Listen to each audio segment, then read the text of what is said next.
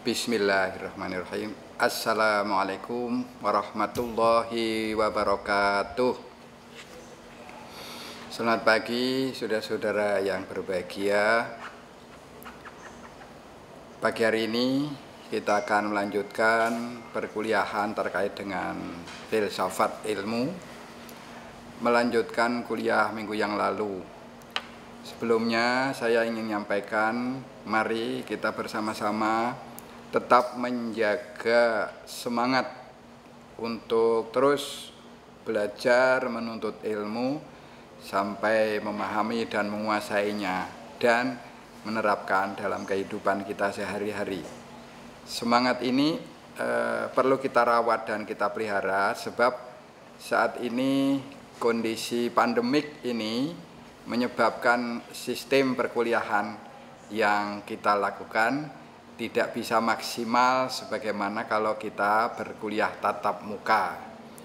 Utamanya dalam kuliah tatap muka itu kita memiliki kelebihan, yaitu kita memperoleh kesan dan mampu mentransfer nilai-nilai dan semangat lebih tinggi dibanding sistem perkuliahan secara daring.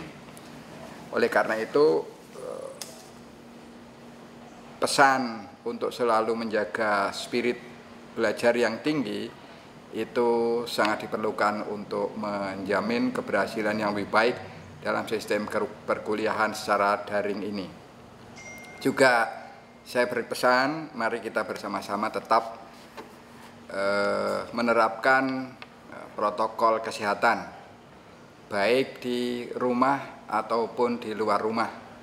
Berusaha untuk menerapkannya, menjaga jarak dan menggunakan masker, karena kita ini selain menjaga diri sendiri juga menjaga orang lain dari semakin berkembangnya virus COVID-19 ini.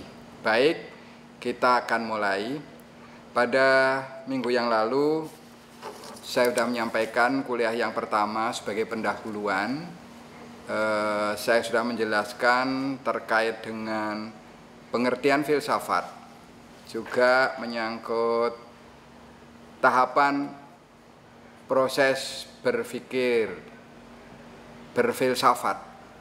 Ada logis, ada sistematis, ada rasional, universal, dan lain sebagainya. Juga saya sudah menjelaskan mengenai sejarah filsafat, karakteristik filsafat, kemudian manfaat, problematika filsafat, nanti ada ontologi, epistemologi, aksiologi, kemudian juga hubungan antara filsafat dengan ilmu pengetahuan dan agama.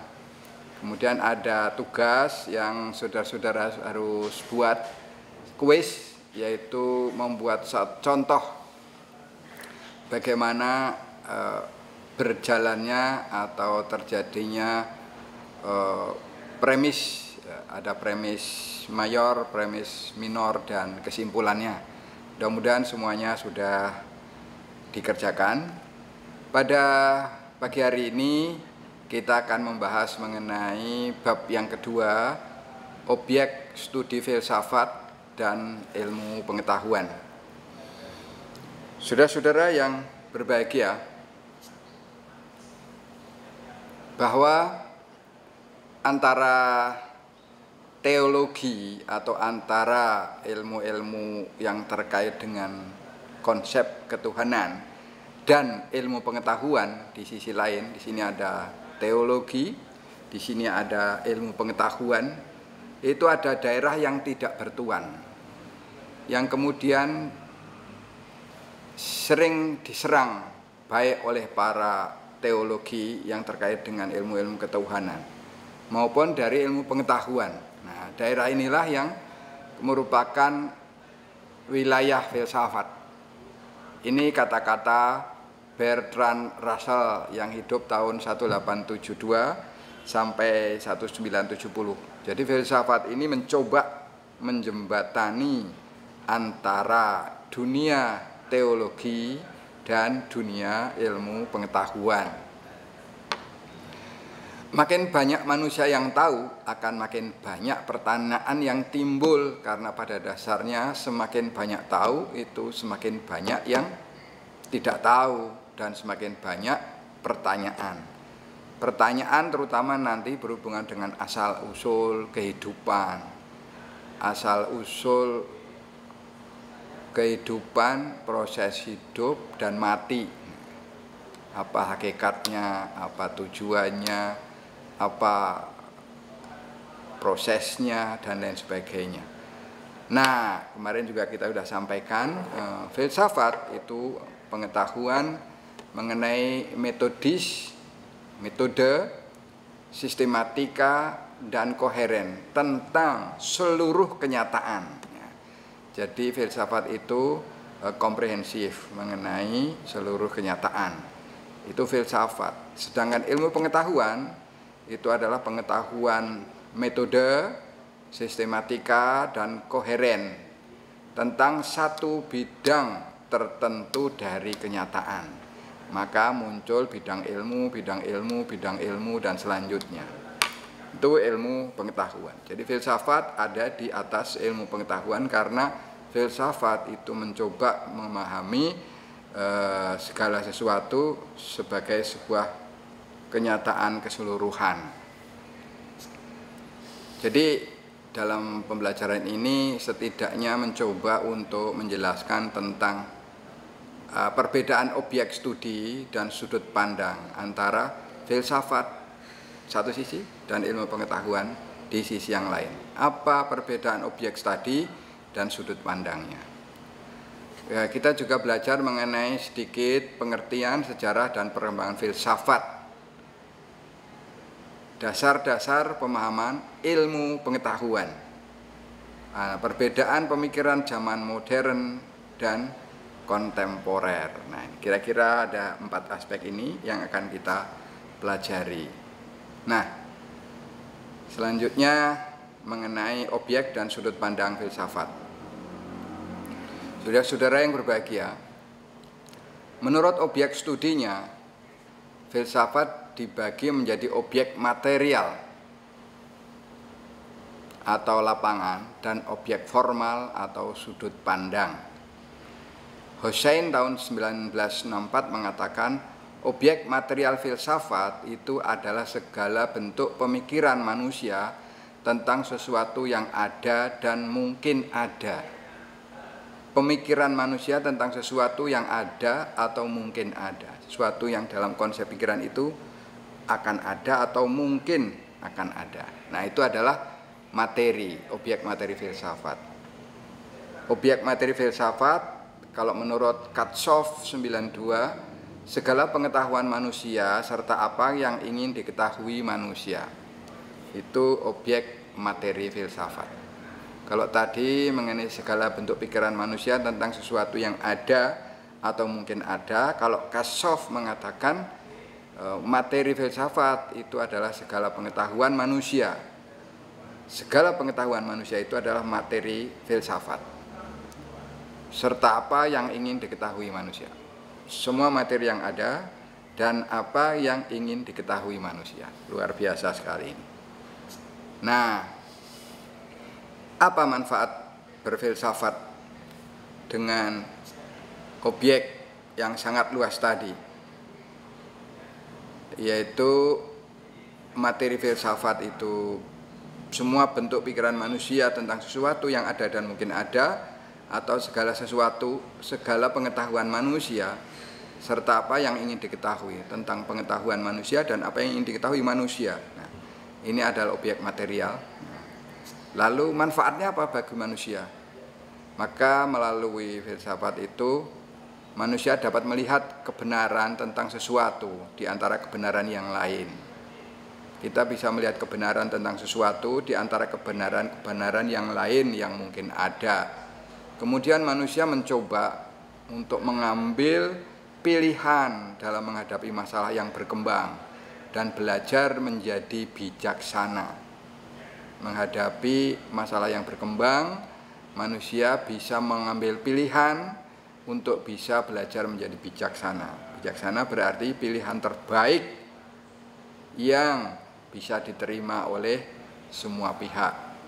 Filsafat juga memberikan petunjuk dengan metode pemikiran reflektif yang menyerasikan antara logika di sini, pemikiran juga di sini, yang menyelaraskan antara logika, rasa, rasa di sini, rasio di sini juga, pengalaman di panca indera kita, dan agama dalam konsep pemikiran dan hati kita untuk memenuhi kebutuhan hidup sejahtera, bahagia, dan mulia. Jadi filsafat ini akan memberi petunjuk dengan metode pemikiran reflektif, menyerasikan antara logika, rasa, rasio, pengalaman, dan agama. Jadi tidak hanya berpacu atau mengacu kepada logika saja, sehingga orang itu menjadi rasionalis, mengandalkan logika dan rasio, tidak. Tapi juga mempertimbangkan rasa, mempertimbangkan pengalaman, mempertimbangkan agama. Sehingga lebih komprehensif. Diharapkan dengan itu kebutuhan hidup, kesejahteraan, bahagia, dan kemuliaan bisa dicapai oleh manusia. Baik, nah kemudian ilmu pengetahuan. Tadi kalau filsafat sudah, sekarang ilmu pengetahuan. Ilmu pengetahuan boleh dikatakan suatu pengetahuan tentang objek tertentu, pengetahuan tentang objek tertentu yang disusun secara sistematik, objektif, rasional, empiris sebagai hasil penelitian dengan metode tertentu. Jadi seperti biomedis adalah ilmu pengetahuan, yaitu pengetahuan tentang objek tertentu, biomedik, yang disusun sistematik, objektif, rasional, empiris, terjangkau oleh panca indera, rasional, masuk akal, objektif sesuai dengan objeknya, dan sistematis mengikuti pola logika dari hasil penelitian dengan metode-metode tertentu. Dalam mata kuliah nanti, metodologi penelitian, kita akan belajar mengenai metode-metode di dalam melakukan penelitian. Maka ilmu pengetahuan maju dan berkembang disebabkan karena adanya penelitian.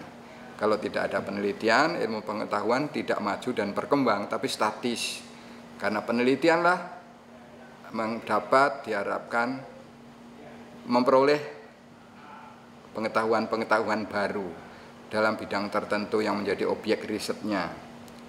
Nah, penelitian ini akan berjalan dengan baik apabila prinsip-prinsip sistematis, objektif, rasional, empiris itu bisa dipenuhi dengan baik. Objek dan sudut pandang ilmu pengetahuan. Objek yang diteliti khusus tentang alam dan manusia, yang empiris artinya terjangkau oleh panca indera dalam pengalaman sehari-hari. Itu adalah objek dari ilmu pengetahuan. Objek yang diteliti dalam ilmu pengetahuan itu adalah alam dan manusia yang empiris atau dapat dijangkau oleh panca indera dalam pengalaman sehari-hari. Sedikit kembali saya ajak untuk melihat pengertian dan asal filsafat. Kita sudah tahu filsafat berasal dari bahasa Yunani, philo dan sophia, cinta akan hikmat atau cinta akan pengetahuan atau cinta kebijaksanaan. Seorang filosof adalah seorang pecinta, pencari. Philo itu pencinta atau pencari, dan hikmah atau pengetahuan, sophia. Pythagoras mengatakan hanya Tuhan yang mempunyai hikmah yang sesungguhnya. Manusia harus puas dengan tugasnya di dunia, yaitu mencari hikmah, mencari pengetahuan, dan berperilaku hikmah kebijaksanaan. Jadi yang memiliki hikmah yang sebenarnya itu adalah Tuhan. Manusia harus cukup puas dengan tugasnya di dunia, mencari hikmah, mencintai pengetahuan, dan berperilaku dengan bijaksana. Siapa yang nanti akan paling dekat dengan hikmah yang sebenarnya, yaitu mereka yang belajar dengan sungguh-sungguh, terus-menerus, dan tentu berpijak kepada keyakinan agamanya. Manusia berfilsafat didorong oleh rasa heran, takjub, sangsi, meragukan, dan kesadaran akan keterbatasan. Ada rasa takjub, ada rasa meragukan, tapi ada juga pengakuan mengenai keterbatasan. Plato menyatakan, maka kita tidak melakukan pengamatan pada bintang-bintang, matahari, dan langit. Maka kita melakukan pengamatan pada bintang-bintang, matahari, dan langit dengan penuh keheranan. Immanuel Kant di kuburnya itu tertulis, langit berbintang-bintang di atasnya dan hukum moral dalam hatinya. Itu dari keheranan atau ketakjuban. Dari aspek sanksi atau meragukan, filsuf Agustinus dan Descartes menunjukkan keraguan-raguan sebagai sumber utama pemikiran. Pemikiran muncul karena ada keraguan-raguan, sehingga berguna sebagai titik pangkal untuk menemukan kepastian yang dinamakan sikap skeptis atau penyelidikan. Sikap skeptis, ragu-ragu, sanksi itu yang mengantar sebagai titik pangkal menemukan kepastian yang benar. Yang ketiga mengenai kesadaran keterbatasan. Filosof-filosof lain mengatakan manusia itu berfilsafat kalau ia menyadari betapa kecil dan lemahnya jika dibanding dengan alam semesta, apalagi pencipta alam semesta. Nah, ini disadari para filosof bahwa mereka, para manusia itu berfilsafat karena menyadari betapa lemah, kecilnya dirinya dibanding alam semesta. Jadi ada 3 tadi ya, pertimbangan asal filsafat, yaitu heran atau takjub, ragu atau sanksi, dan kesadaran keterbatasan.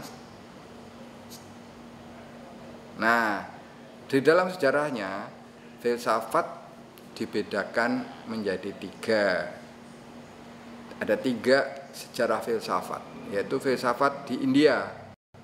Ini cara berpikir India diuraikan oleh terutama adalah Rabindranath Tagore yang berpangkal pada keyakinan ada kesatuan fundamental antara manusia dan alam.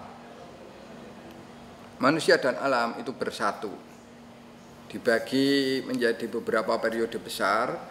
Zaman Weda, ini di India itu disebut begitu ya. Masa terbentuknya literasi suci, masa ritus korban dan refleksi filsafat tahun 2000 sampai 600 sebelum Masehi. Kemudian zaman skeptis, Buddhisme dan Jainisme kontrareformasi dalam bentuk 6 sekolah ortodoks.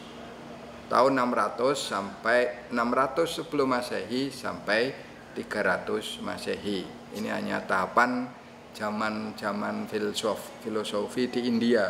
Berarti paling lama adalah 2000 sebelum Masehi.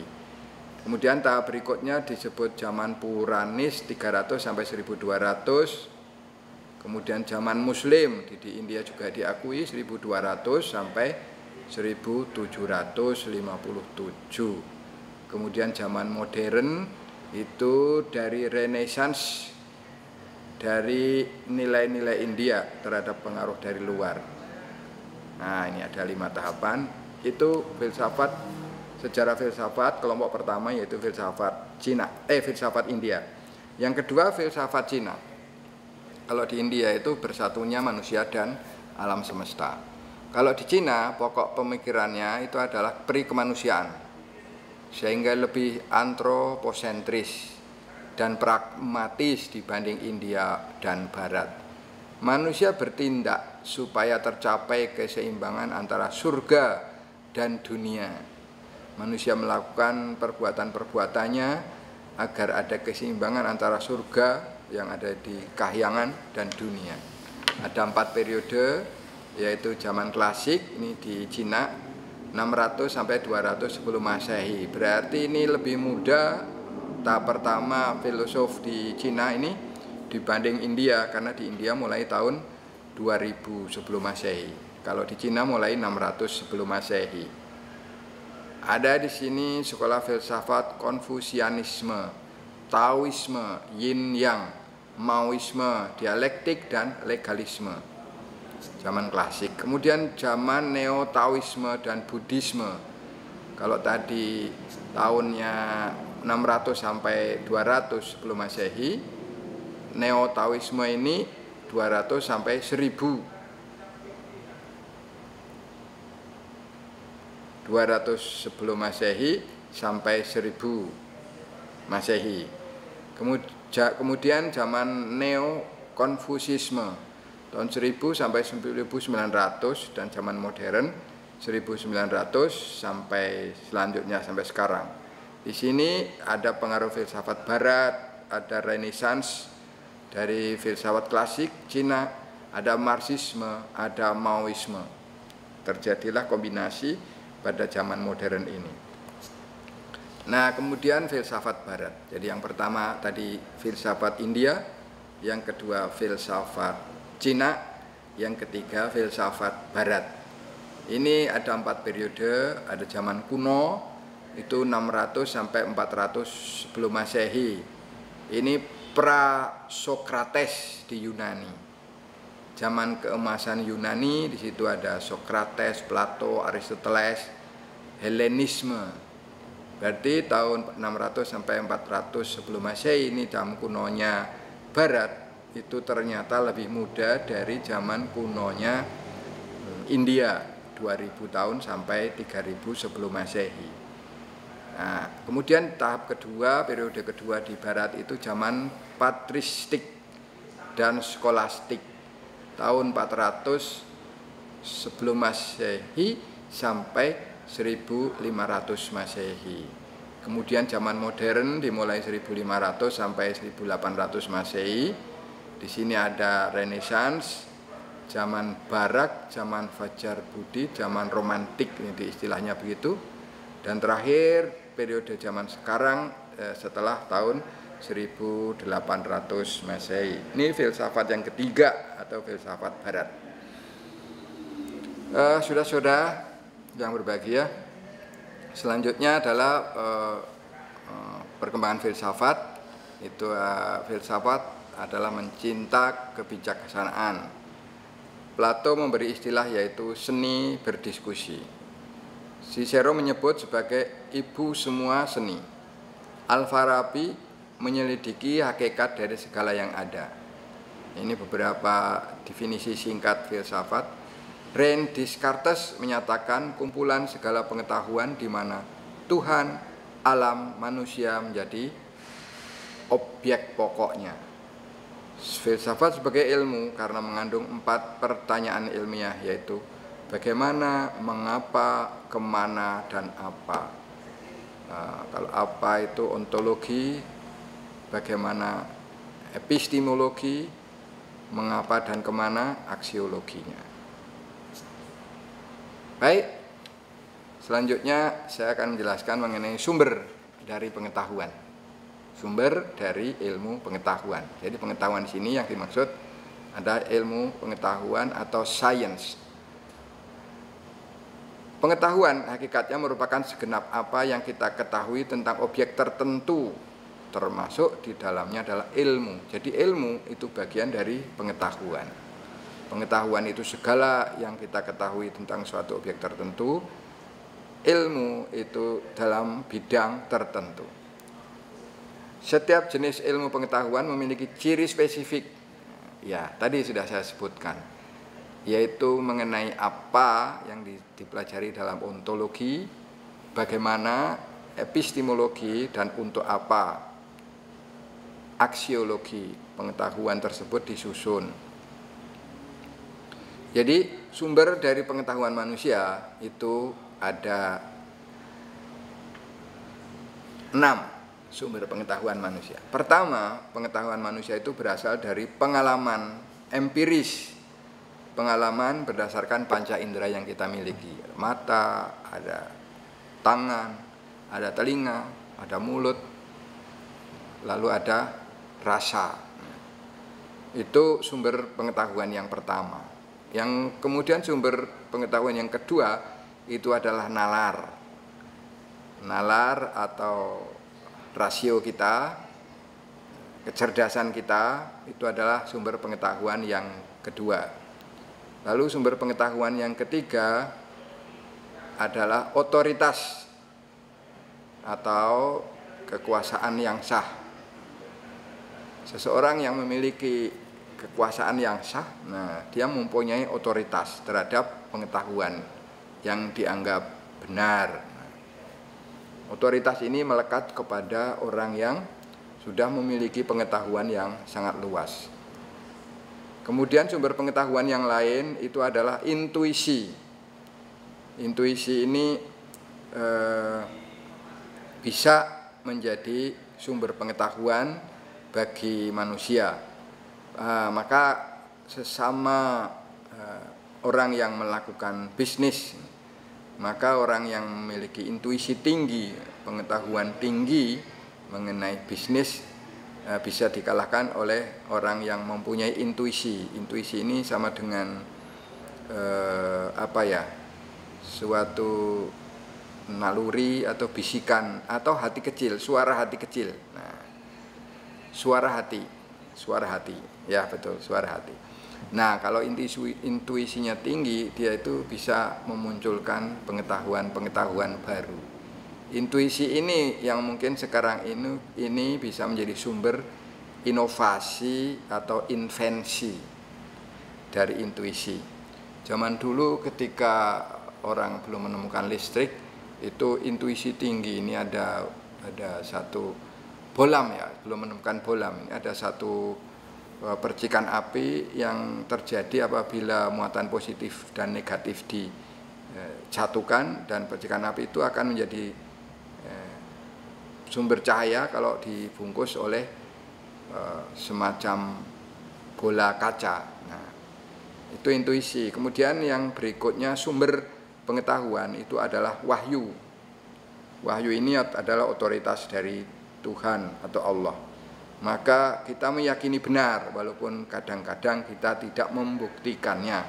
Itu juga menjadi sumber pengetahuan mengenai surga, mengenai neraka, mengenai malaikat, mengenai jin, setan. Nah, itu sumbernya dari wahyu. Walaupun kita tidak menemuinya, kita meyakininya sebagai suatu pengetahuan yang benar. Kemudian sumber pengetahuan yang lain, keyakinan melalui kepercayaan.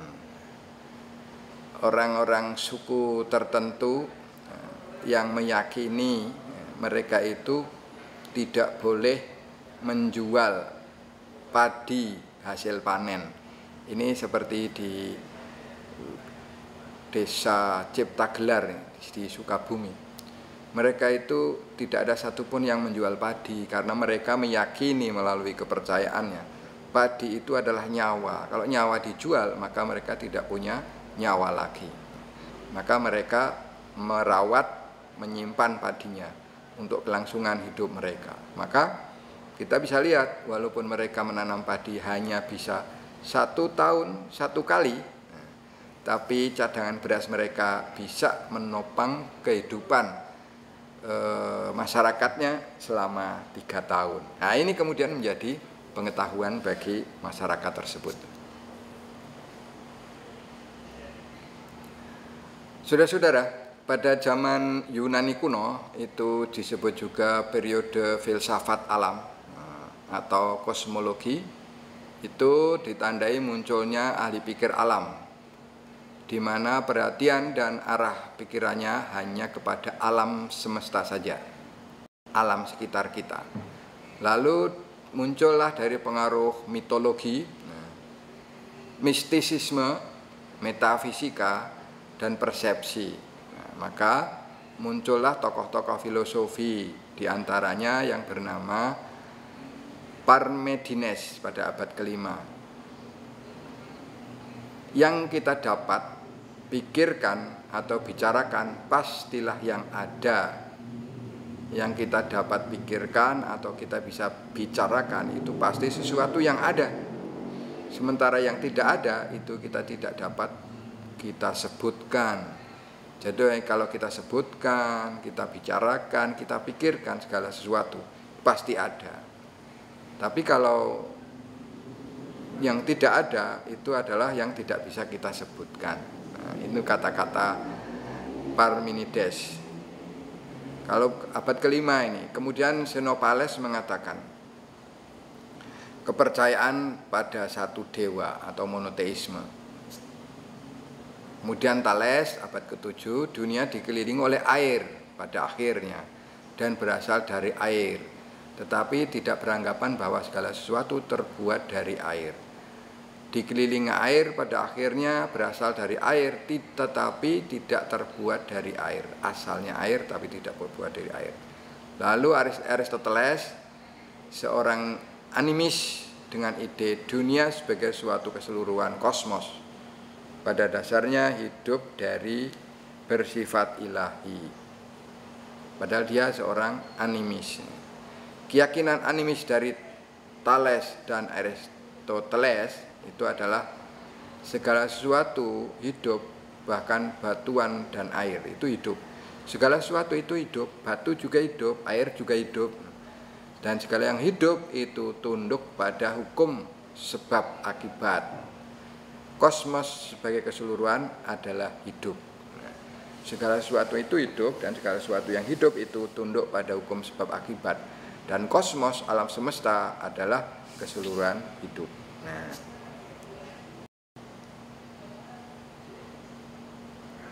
kemudian Pythagoras itu mengatakan dari basis geometri dalam bangun segitiga menghasilkan kuadrat sisi miring sama dengan jumlah kuadrat kedua sisinya. Itu pada segitiga siku-siku ya. Penemuan bilangan irasional ini juga oleh Pythagoras. Teori tentang hakikat alam semesta dan membuat alat musik, gerakan bintang, hakikat roh dan konsep menjalani kehidupan ini juga muncul oleh Pythagoras. Baik, berikutnya adalah periode filsafat Islam. Pada periode filsafat Islam ini ada disebut periode Mu'tazilah, yaitu mendahulukan akal pikiran, kemudian diselaraskan dengan Al-Quran dan hadis. Sehingga utamanya periode Mu'tazilah ini dalam pemikiran filsafatnya itu berpijak kepada akal pikiran manusia. Kemudian periode filsafat pertama, pendahuluannya mengumpulkan naskah filsafat Yunani, kemudian diterjemahkan ke dalam bahasa Arab. Jadi periode filsafat pertama ini utamanya adalah banyak melakukan terjemahan dari filsafat-filsafat Yunani. Kemudian periode Kalam Asy'ari ini memperkokoh akidah Islam, berkembangnya filsafat Yunani ya dan Mu'tazilah yang berkembang, kemudian diperkokoh dengan akidah Islam. Berikutnya periode filsafat kedua merupakan prestasi besar mata rantai hubungan Islam dari timur ke Eropa, menginspirasi kebebasan berpikir pada masa Renaissance. Nah, di sini periode inilah sumbangan pemikiran umat Islam pada pola berpikir secara empiris yang terkenal di dunia barat lewat tulisan Francis Bacon. Bukunya berjudul Novum Organum. Ini adalah pola pemikiran umat Islam yang lebih berpijak kepada empirisisme, yaitu yang bisa dijangkau oleh panca indera. Ini kemudian menjadi pijakan berkembangnya dunia barat dengan penelitian-penelitian metode eksperimental. Karena di sana sebelumnya lebih banyak pada filosofi yang bersifat deduktif. Baik, perbedaan pemikiran zaman modern dan kontemporer. Nah, pemikiran zaman modern dengan metode pendekatan induktif-deduktif. Jadi induktif dari hal-hal yang kecil diambil kesimpulan besar. Deduktif itu dari hal yang besar membuat kesimpulan khusus. Metode pemikiran modern ini menggabungkan antara deduktif dan induktif. Nah, gabungan induktif dari Bacon dan induktif dari Aristoteles. Pendekatan ini dibutuhkan oleh seorang ilmuwan agar mencapai kesimpulan umum, tapi tidak mungkin untuk mengamati secara keseluruhan. Seorang ilmuwan yang ingin mencapai kesimpulan umum, tapi tidak mungkin mengamati keseluruhan karena keseluruhan itu terlalu banyak, sehingga mengharuskan dia mengamati sebagian atau sampling untuk menarik kesimpulan umum. Ini yang memunculkan metode sampling. Ini pemikiran modern. Setiap filsafat memiliki perspektif tentang manusia, tentang tempatnya dalam alam semesta, hubungannya dengan manusia, dengan sesama, dengan dunia, dan dengan transendensinya atau konsep Tuhannya. Manusia hidup dalam banyak dimensi sekaligus. Maka pertanyaan tentang manusia mempunyai sejarah yang panjang. Tapi baru sejak zaman Renaissance 1500 manusia menjadi titik pusat filsafat. Manusia menjadi titik pusat filsafat itu pada masa Renaissance tahun 1500. Nah, saudara-saudara, demikian kira-kira isi konten dari kuliah filsafat yang kedua yang secara umum bicara mengenai objek studi filsafat dan ilmu pengetahuan. Mudah-mudahan ada manfaatnya, kurang lebihnya mohon maaf. Assalamualaikum warahmatullahi wabarakatuh.